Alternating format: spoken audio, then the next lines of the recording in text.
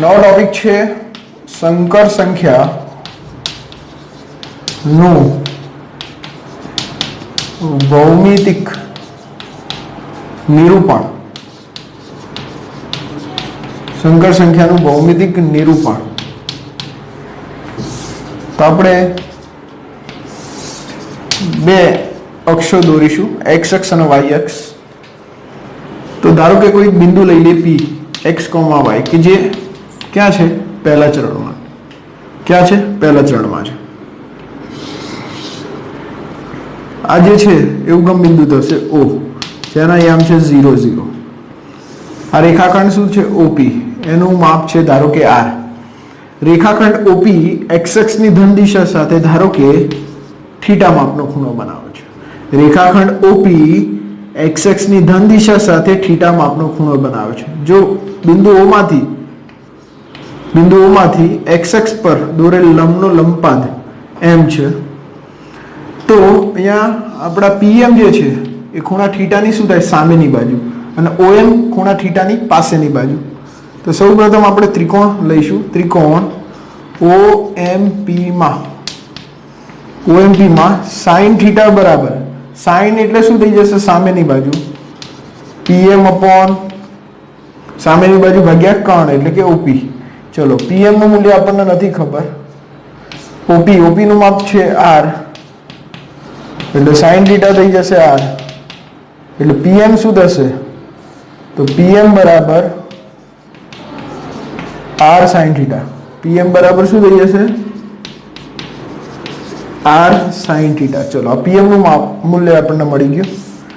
હવે એ જ રીતે કોસ થીટા નો આપણે સૂત્ર ઉપયોગ કરીએ. તો કોસ થીટા બરાબર પાસેની બાજુ ભાગ્યા કર્ણ એટલે કે ઓએમ અપોન ઓપી. તો ઓએમ આપણને નથી ખબર, ઓપી નું માપ શું છે? આર. તો લખો અહીંયા. તો કોસ થીટા બરાબર થઈ જશે OM upon r. OM upon r માટે ઓએમ બરાબર શું થઈ જશે? R cos theta. ઓએમ બરાબર શું થઈ જશે? R cos theta. એટલે આનું માપ થઈ જશે આર કોસ થીટા. આનું માપ થઈ જશે આર સાઇન થીટા. હવે સમજો, આ પીએમ છે બરાબર. પીએમ તો ધારો કે આ ઓક્યુ એક બિંદુ લઈ લો જે વાય અક્ષ ઉપર છે. તો પીએમ નું માપ જે છે ઓક્યુ બરાબર થાય. પીએમ નું માપ કોના બરાબર થાય? ઓક્યુ બરાબર. તો આ બિંદુ છે ને અહીંયા શું થાય? 0, y. આ બિંદુ છે ને અહીંયા શું થઈ જાય? x, 0. એટલે x યામ એટલે કે x ઉગમ બિંદુથી m સુધીનું અંતર એટલે x થાય. તો હું અહીંયા લખી શકું x બરાબર r cos થીટા. x બરાબર r cos થીટા. અને અહીંયા જો pm બરાબર શું થશે? OQ. એટલે અહીં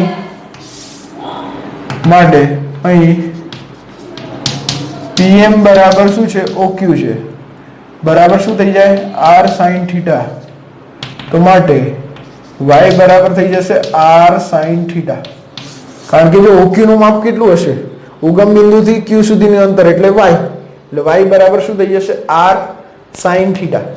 હવે આપણે x² + y² કરીએ. તો x તો તમને ખબર છે r cos થીટા. તો અહીંયા r cos થીટા એનો વર્ગ પ્લસ r sin થીટા એનો સ્ક્વેર.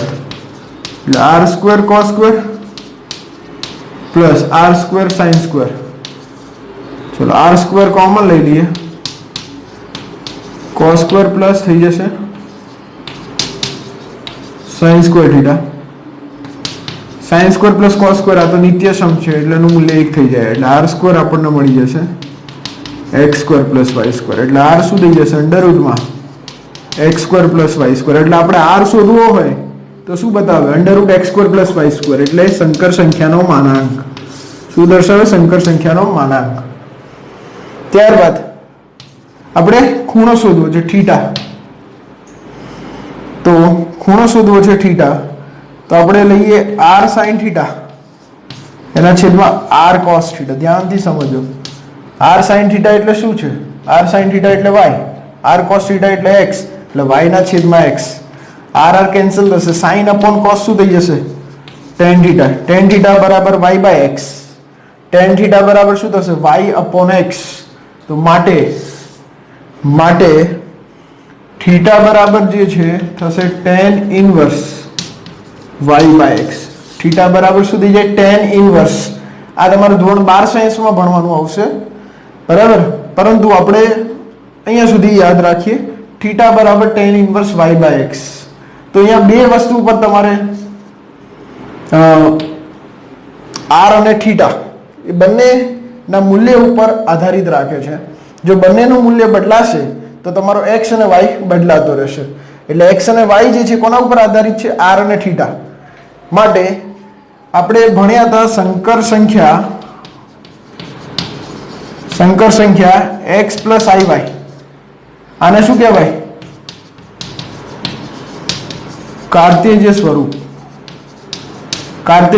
છે, x plus iy શું છે કાર્તેજીય સ્વરૂપ નું ધ્રુવીય સ્વરૂપ એ આપણે ભણીશું, જોજો નું ધ્રુવીય સ્વરૂપ x plus iy બરાબર r cos theta, કારણ કે જાણીએ છીએ x બરાબર શું લખાય x એટલે r cos theta અને y એટલે શું લખાય r sin theta, એટલે plus i into r sin theta, એટલે r કોમન લઈએ cos theta plus i sin theta, આ જે છે એ કાર્તેજીય સ્વરૂપ થાય અને આ જે છે ધ્રુવીય સ્વરૂપ થાય, આ બે વસ્તુ ઇમ્પોર્ટન્ટ છે ઓકે, આ જે છે આપણું ધ્રુવીય સ્વરૂપ થઈ જાય અને આ જે છે કાર્તેજીય સંકર સંખ્યા જે છે એમાં આપણે જે ખૂણો થીટા શોધ્યો તો એને કહેવાય મુખ્ય કોણાંક જે છે કોણાંકને સંકેતમાં સ્મોલ arg ઓફ z વડે દર્શાવાય છે, સ્મોલ arg ઓફ z વડે દર્શાવે છે બરાબર, મુખ્ય કોણાંક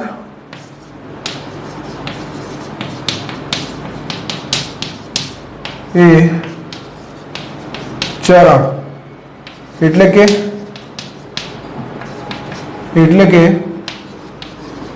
x અને y ની કિંમતો પર આધારિત છે, x અને y ની કિંમતો પર આધારિત છે, એટલે મુખ્ય કોણાંક જે છે એટલે કે સંકર સંખ્યા કયા ચરણમાં છે એના ઉપરથી આપણને મુખ્ય કોણાંક મળે, તો આપણે જોઈએ ચરણ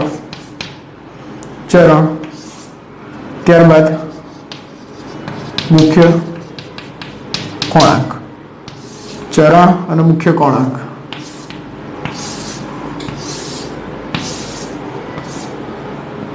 તો અહીંયા પહેલું ચરણ એટલે એમાં x પણ ધન હશે અને y પણ ધન હશે, x અને y બંનેના મૂલ્ય કેવા હશે ધન, તેને કહેવાય પહેલું ચરણ. પહેલા ચરણમાં મુખ્ય કોણાંક જે છે argument of z tan inverse માનાંકમાં y upon x લખાય, tan ઇનવર્સ માનાંકમાં y by x લખાય. ત્યારબાદ બીજું ચરણ એટલે માઇનસ પ્લસ એટલે x યમ ઋણ y યમ ધન, બરાબર, x યમ ઋણ y યમ ધન. તો આ જે છે આ રીતે ચરણ ઉપર આધાર રાખે, 0 આ પાઈ બાય 2 આ પાઈ 3 પાઈ બાય 2 અને આ 2 પાઈ. ધ્યાનથી સમજો, અહીંયા છે 0, હું મારે પહેલા ચરણમાં જવું તો 0 પ્લસ થીટા લખાય, એટલે પહેલા ચરણનો મુખ્ય કોણાંક થઈ જાય પ્લસ થીટા. જો મારે ચોથા ચરણમાં જવું હોય તો 0 ખૂણો કઈ દિશામાં જાય છે, જો ઘડિયાળની દિશામાં ફરે છે એટલે ખૂણો ઋણ હોય એટલે 0 માઇનસ થીટા એટલે માઇનસ થીટા થઈ જાય. એ રીતે મારે બીજા ચરણમાં જવું છે તો અહીંયા શું છે પાઈ માઇનસ, કારણ કે હું ઘડિયાળની દિશામાં ફરું છું, જો અહીંયાથી હું આમ જઈશ એટલે ઘડિયાળની દિશામાં જઈશ તો ખૂણો ઋણ એટલે પાઈ માઇનસ થીટા. અને ત્રીજા ચરણમાં આવું છું તો pi plus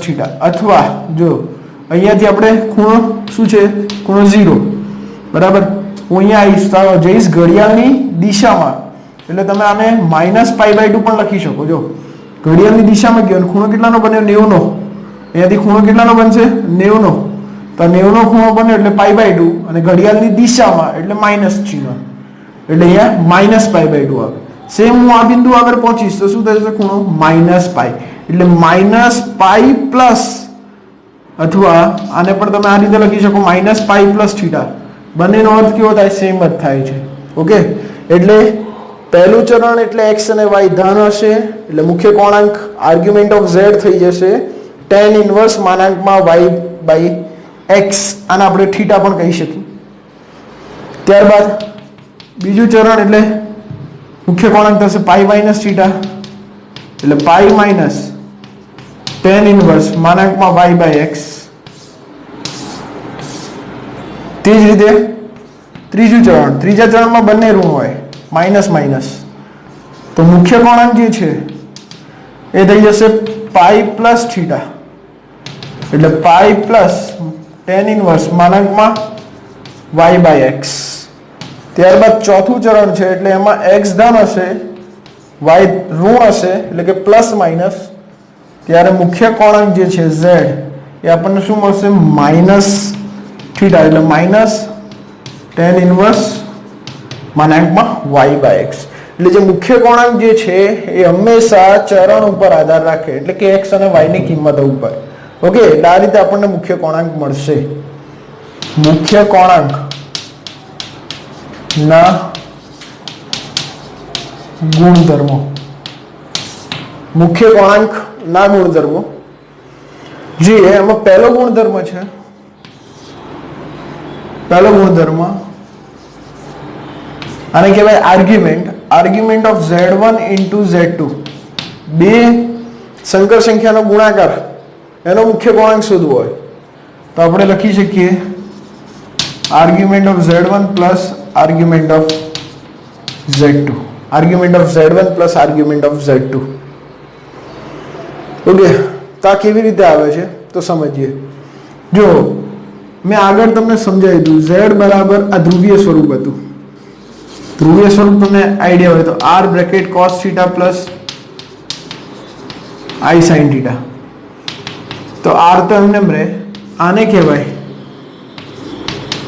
e raised to i theta એટલે આને ઘાતાંકીય સ્વરૂપે પણ દર્શાવી શકો એટલે ઘાતાંકીય સ્વરૂપ થયું e raised to i theta જો આ રીતે હું સમજીએ તો જોજો અહીં z1 લઈ લો z1 છે r1 e raised to i theta 1 અને z2 લઈ લઈએ r2 e raised to i theta 2 જો અહીંયા cos theta plus i sin theta બરાબર e raised to i theta અત્યારે તમે સ્વીકારી લો બરાબર આની સાબિતી પણ આગળ છે કેવી રીતે આવશે હું આખું સમજાવીશ બરાબર આનો ઉપયોગ આગળ 12 સાયન્સમાં થશે એટલે ત્યાં હું તમને ડિટેલમાં સમજાવીશ પણ અત્યારે ખાલી યાદ રાખી લેજો cos theta બરાબર i sin theta sorry cos theta plus i sin theta બરાબર e raised to i theta તો અહીંયા z1 આપણે ધારી લીધો r1 e raised to i theta 1 અને z2 ધારી લીધો r2 e raised to i theta 2 તો હવે હું આ રીતે લખી શકું આર્ગ્યુમેન્ટ ઓફ z1 શું થાય z1 નો ખૂણો શું છે થીટા 1 અને આર્ગ્યુમેન્ટ ઓફ z2 શું થઈ જશે આર્ગ્યુમેન્ટ ઓફ z2 શું થઈ જશે થીટા 2 બરાબર z2 નો મુખ્ય કોણાંક શું થશે થીટા 2 હવે ધ્યાનથી સમજો આર્ગ્યુમેન્ટ અહીંયા પહેલા આપણે z1 into z2 કરી લઈએ z1 into z2 એટલે r1 e raised to i theta 1 into r2 e raised to i theta 2 તો જો અહીંયા આપણે ગુણાકાર કરીએ r1 into r2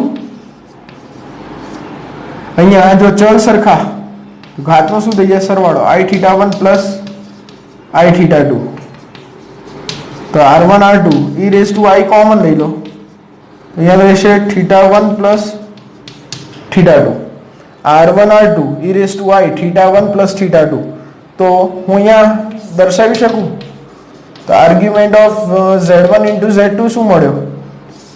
z1 into z2 શું મળ્યો? θ1 પ્લસ θ2, બરાબર ને? આર્ગ્યુમેન્ટ ઓફ એટલે કે z1 ઇન્ટુ z2 નો મુખ્ય કોણાંક શું થઈ જશે? θ1 પ્લસ θ2. θ1 શું છે ભાઈ? જો આર્ગ્યુમેન્ટ ઓફ z1 એટલે z1 નો મુખ્ય કોણાંક, અને θ2 શું છે?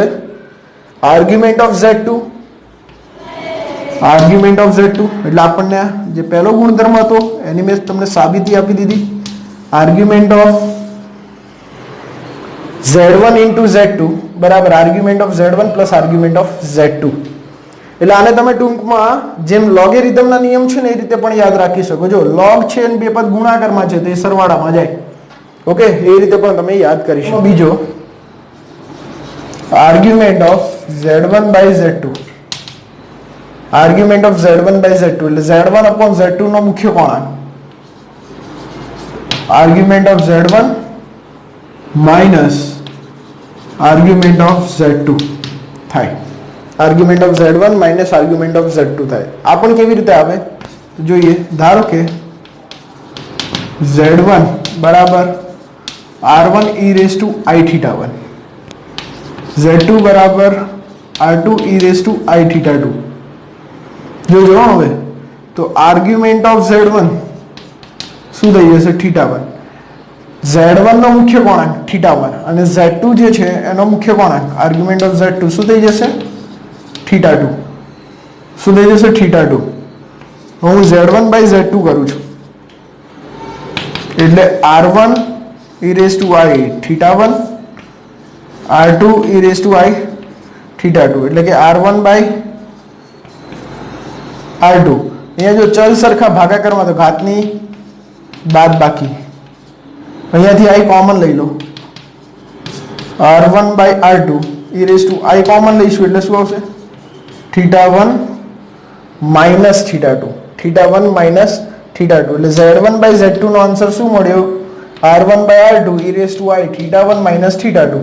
એટલે હું અહીંયા લખી શકું માટે argument of z1 by z2, argument of z1 by z2 શું થઈ જાય?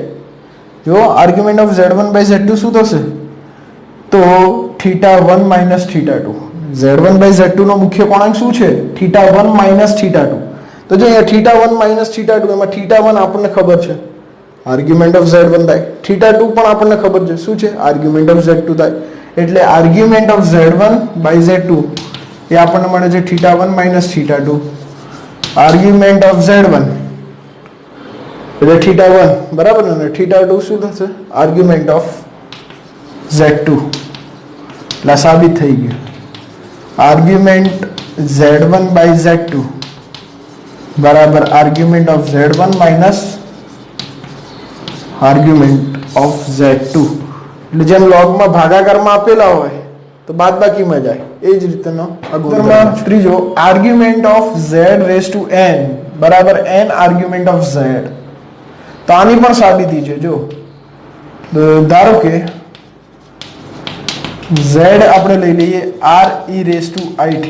ધ્યાનથી સમજજો. જોજો z રેઝ ટુ n લઉં તો r e raise to i θ આખાની n ઘાત એટલે r raise to n e raise to i n θ થઈ જાય.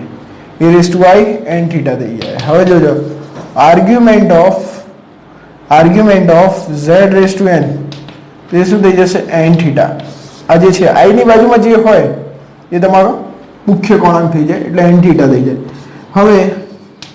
હવે તમે જાણો છો કે અહીંયા આર્ગ્યુમેન્ટ ઓફ z શું હતો? θ. આર્ગ્યુમેન્ટ ઓફ z શું છે? z નો આર્ગ્યુમેન્ટ θ. તો argument of z raise to n બરાબર શું હતું? n θ. θ ની જગ્યાએ શું લખાય? Argument of z. Argument of z આ સાબિત થઈ ગયું. ત્યારબાદ ચોથો ગુણધર્મ છે આર્ગ્યુમેન્ટ ઓફ z બાર એટલે minus argument of z. Argument of z બાર બરાબર શું થઈ જશે? Minus argument of z.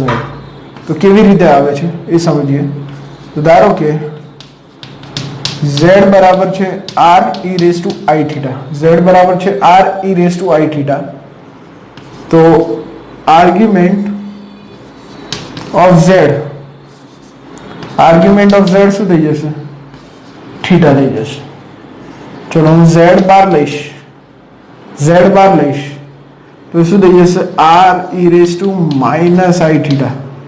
શું થઈ જશે? minus i theta. એટલે અહીંયા i ને હટાવી લઈએ તો માઇનસ થીટા એ શું થઈ જશે? આર્ગ્યુમેન્ટ ઓફ z બાર શું થઈ જશે? Minus theta. અને થીટાના સ્થાને શું લખી શકીએ આપણે? માઇનસ તો એઝ ઇટ ઇઝ રહેશે ને. એટલે આર્ગ્યુમેન્ટ ઓફ z બાર આપણને મળી જશે minus argument of z. Argument of z upon z બાર, તો 2 આર્ગ્યુમેન્ટ ઓફ z. તો જોઈએ સાબિતી જોઈએ. તો argument of z upon z બાર, તો જો આ z1 છે z2 છે, ભાગાકારમાં હોય તો બાદબાકીમાં જાય. Argument of z minus argument of z બાર. હવે આપણે આ પણ ભણી ગયા છે હમણાં ગુણધર્મ નંબર 4. આર્ગ્યુમેન્ટ ઓફ z બાર એટલે શું લખાય? Minus argument of z. એટલે આ માઇનસ માઇનસ શું થઈ જશે? Plus argument of z plus argument of z, એટલે થઈ જશે 2 આર્ગ્યુમેન્ટ ઓફ z. એટલે આની સાબિતી આવી ગઈ. તે જ રીતે ગુણધર્મ નંબર 6, છઠ્ઠો ગુણધર્મ છે. ગુણધર્મ number 6, argument of z into z bar. z into z બાર એટલે શું થઈ જાય? 0. Argument of z into z બાર શું થઈ જશે? 0. જો આની પણ સાબિતી છે. તો અહીં ધારી લઈએ z છે r e raised to i theta. તો z બાર શું થઈ જશે? z બાર એટલે જો અહીંયા z છે r e raised to i theta, તો z બાર થઈ જશે r e raised to minus i theta. એટલે કે જે ખૂણો છે ને એ ઋણ થઈ જશે. આ બંનેનો ગુણાકાર કરીએ, z1 into z into z બાર, એટલે અહીંયા થઈ જશે r into r, એટલે r square e raised to i theta into e raised to minus i theta. જો અહીંયા ચલ સરખા તો ઘાતનો સરવાળો થઈ જશે કારણ કે ગુણાકારમાં છે. તો e raised to શું થઈ જશે? i theta minus i theta, એટલે કેન્સલ થઈ જશે. r square into e raised to 0 એટલે શું થઈ જાય? 1, એટલે r square આવ્યો. એટલે જ્યારે પણ અહીંયા અચળ સંખ્યા આવે, અચળ સંખ્યા અને ગ્રેટર ધેન 0 હોય, આ કેવી છે? ધન, બરાબર. અને ગ્રેટર ધેન 0 હોય તો આનો મુખ્ય કોણાંક શું થઈ જાય? 0 થઈ જાય. કેવી રીતે એ પણ સમજાવી દો. ગુણધર્મ નંબર 7 છે, આર્ગ્યુમેન્ટ ઓફ 1 તો 0 થઈ જાય. કેમ અને કેવી રીતે? તો જો આપણે એકમ વર્તુળ ભણી ગયા છે. આ બિંદુ એના આમ 1,0, હા -1,0, 0,1 અને 0, -1. તો જો આર્ગ્યુમેન્ટ ઓફ 1, તો 1 ને હું દર્શાવી શકું 1 + i × 0, એટલે આને યામ સ્વરૂપે દર્શાવું એટલે શું થઈ જાય? 1,0. તો આ બિંદુ આગળ ખૂણો શું હોય? 0. એટલે આર્ગ્યુમેન્ટ ઓફ 1 શું દર્શાવે? 0 દર્શાવે. ઓફ i, તો આર્ગ્યુમેન્ટ ઓફ i છે, તો આમાં આપણે એકમ વર્તુળ દોરીને સમજીએ. આ ખૂણો છે 0, આ જે છે ખૂણો π/2, આ π 3π/2 અને 2π. જો આ બિંદુ આગળ યામ શું હતા? 1,0. આ બિંદુ આગળ યામ છે -1,0.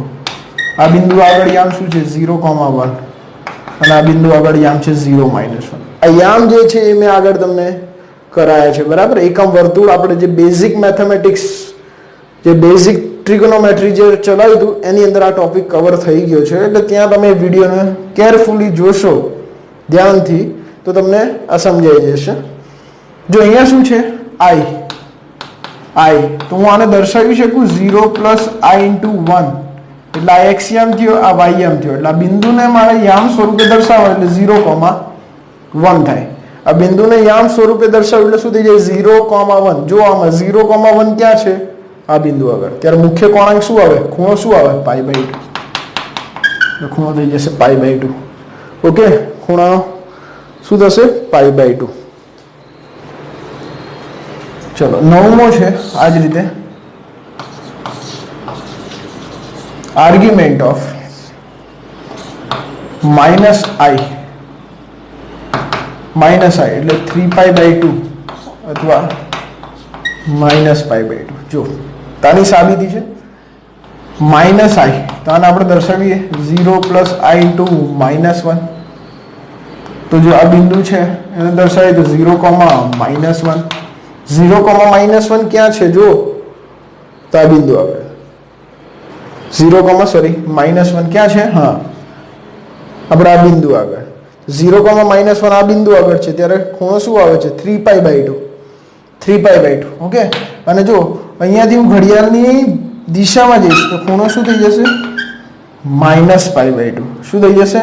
-π/2 એટલે કે -90°. એટલે અહીંયા આપણને ખૂણો મળી જશે 3π/2 અથવા -π/2. એ જ રીતે આર્ગ્યુમેન્ટ ઓફ -1. આર્ગ્યુમેન્ટ ઓફ -1, આનો આન્સર આવશે પાઈ. જો હવે આમાં -1 છે એને હું દર્શાવી શકું -1 + i * 0. એટલે આને આપણે દર્શાવીએ તો શું થઈ જાય? -1,0. તો -1,0 બિંદુ ક્યાં છે? અહીંયા. ત્યારે ખૂણો શું બને છે? પાઈ. ત્યારબાદ ગુણધર્મ નંબર 11 આર્ગ્યુમેન્ટ ઓફ iz બરાબર શું થશે? π/2 પ્લસ આર્ગ્યુમેન્ટ ઓફ z. તો જો આર્ગ્યુમેન્ટ ઓફ iz બરાબર શું થાય? π/2 પ્લસ આર્ગ્યુમેન્ટ ઓફ z. જો કેવી રીતે આવે છે એની પણ સાબિતી છે. આર્ગ્યુમેન્ટ ઓફ iz, જો આ z1 છે, આ z2 છે, બરાબર. તો અહીં z1 i લઈ લો, z2 લઈ લો z. ચલો, તો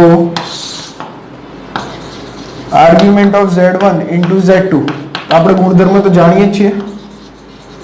argument of z1 plus argument of z2.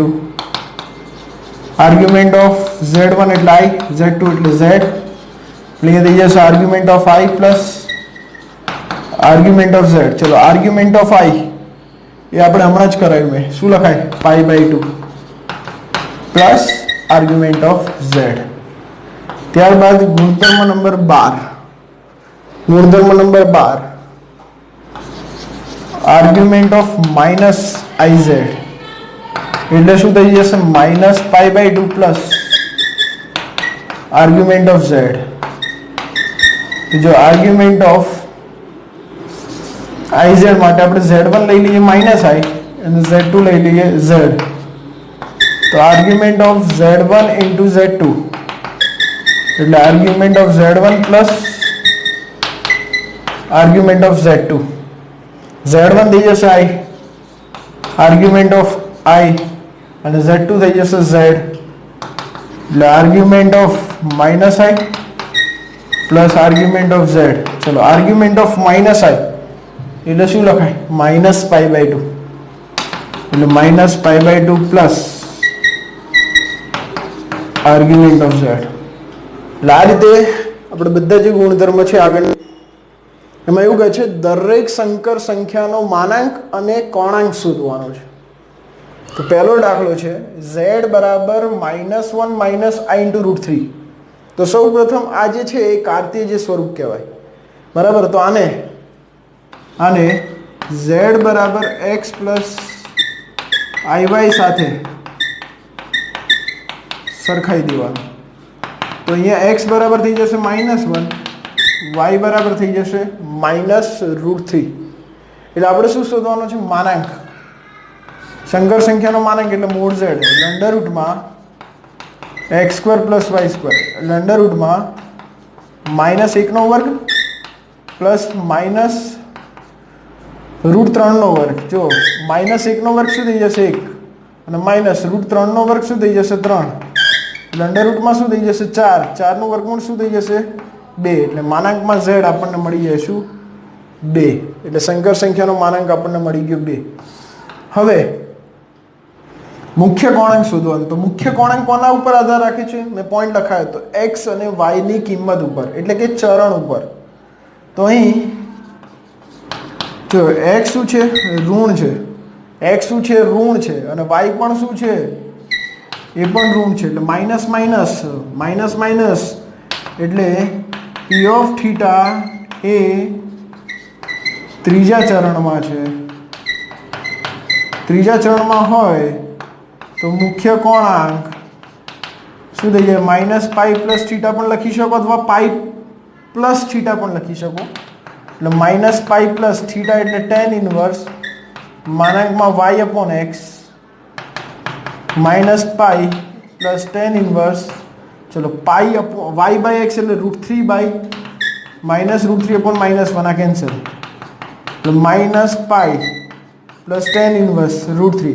હવે જો tan નું ટેબલ જુઓ એમાં √3 ક્યારે આવતો હતો tan 60 નું મૂલ્ય √3 થાય બરાબર. એટલે 60 જે અંશ છે ને આપણે રેડિયનમાં ફેરવીએ એટલે π/3 થાય એટલે માઇનસ પાઈ વત્તા π/3 એટલે લસા લો એટલે -3π પ્લસ પાઈ અપોન 3 એટલે આન્સર આવશે -2π/3. આપણો આન્સર થઈ જશે -2π/3. તે જ રીતે દાખલા નંબર બીજો કે છે આપણે સંકર સંખ્યાનો માનાંક અને કોણાંક શોધવાનો છે. તો આ જે છે એને z = x + iy સાથે સરખાઈ દઈએ તો x બરાબર થઈ જશે -√3 અને y બરાબર થઈ જશે 1. ચલો સંકર સંખ્યાનો માનાંક મોડ z એટલે √x² + y² અંડરરૂટમાં -√3² પ્લસ 1² અંડરરૂટમાં √3² થઈ જશે 3 1² થઈ જશે 1 એટલે વર્ગમૂળમાં શું આવશે 4 4 નું વર્ગમૂળ શું થઈ જાય 2 એટલે માનાંકમાં z આપણને મળી ગયો. સંકર સંખ્યાનો માનાંક શું થઈ જશે 2. હવે અહીંયા જો x શું છે ઋણ અને y શું છે ધન માટે p of theta A minus plus એટલે બીજું ચરણ બીજા ચરણમાં છે તો માટે મુખ્ય કોણાંક આર્ગ્યુમેન્ટ ઓફ z શું હતું સૂત્ર પાઈ માઇનસ થીટા એટલે tan ઇનવર્સ માનાંકમાં y upon x pi minus tan inverse y એટલે 1 અપોન x એટલે -√3. પરંતુ જો અહીંયા માનાંક છે એટલે એ ધન થઈ જશે પાઈ માઇનસ tan ઇનવર્સ 1/√3 એટલે જો 1/√3 tan ના ટેબલમાં ક્યારે આવતું હતું જ્યારે tan 30 હોય 30 અંશને આપણે રેડિયનમાં ફેરવીએ એટલે π/6 થઈ જાય. ઓકે π/6 થઈ જાય. તમે જાણો છો 30 અંશ છે એને આપણે રેડિયનમાં ફેરવવું હોય તો π/180 વડે ગુણતા હતા એટલે આ રેડિયનમાં જશે 30 એ 6 30 6 180 થઈ જાય એટલે π/6 આન્સર થઈ જાય. લસા લઈએ એટલે 6π -π/6 એટલે અહીંયા આવશે 5π/6 એટલે એનો મુખ્ય કોણાંક થઈ જશે 5π/6.